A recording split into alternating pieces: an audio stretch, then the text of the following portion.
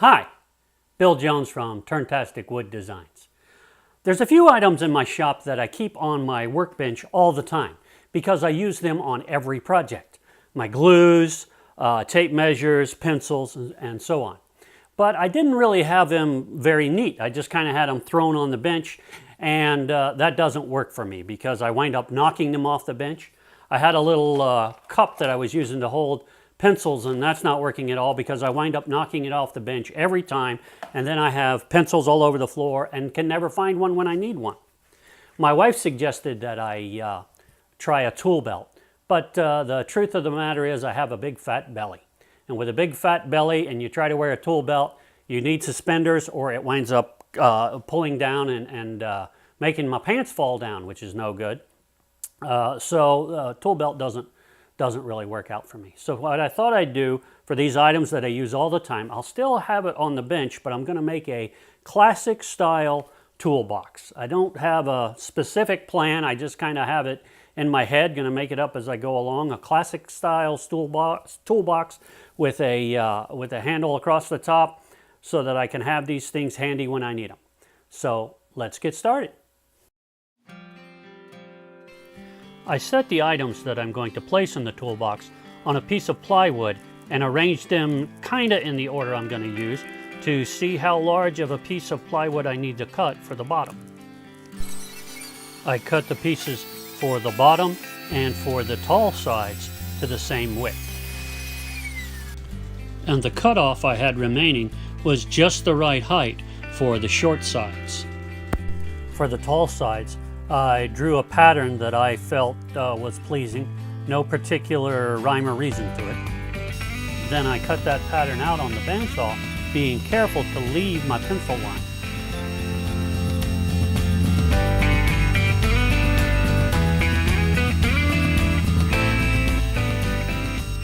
I cleaned that piece up on the disc sander, sanding just to the pencil line. I used the first piece as a pattern to trace out the second piece to make sure they were exactly the same. I ganged the two tall sides together with blue painter's tape and drilled the hole for the handle. For the handle, I'm using a piece of closet rod. I just put a little glue on the ends and it's a nice tight fit in the holes I drilled. I'm not using any fancy joinery here, just screws and glue.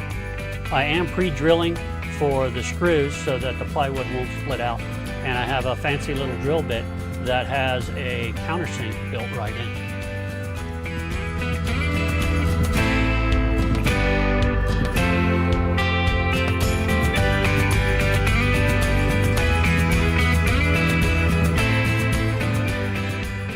I cut some small pieces of 1/2-inch plywood to use as dividers inside the toolbox, and I put those in with glue and brad nails.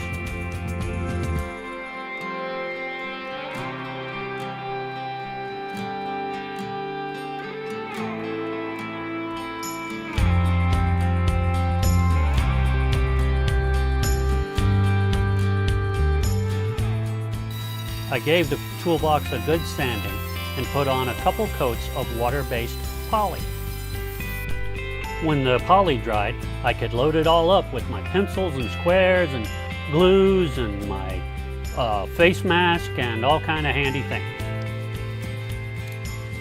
Well, having all these things together in a place where they go, as I said before, everything in its place and a place for everything should help a lot. I can set this on the far corner of my workbench, and hopefully I won't knock all this stuff off on the floor like has been my habit.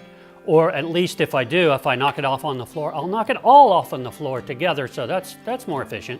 But hopefully that's not where we'll be. If you liked this video and found it useful, please like and share with your friends. If you have any questions or comments about this or any other project I've done or anything you've seen in my shop, please feel free to leave a comment in the area below. I'd love to hear from you. If you haven't already, please subscribe to my YouTube channel. It really helps me out. And as always, thanks for watching.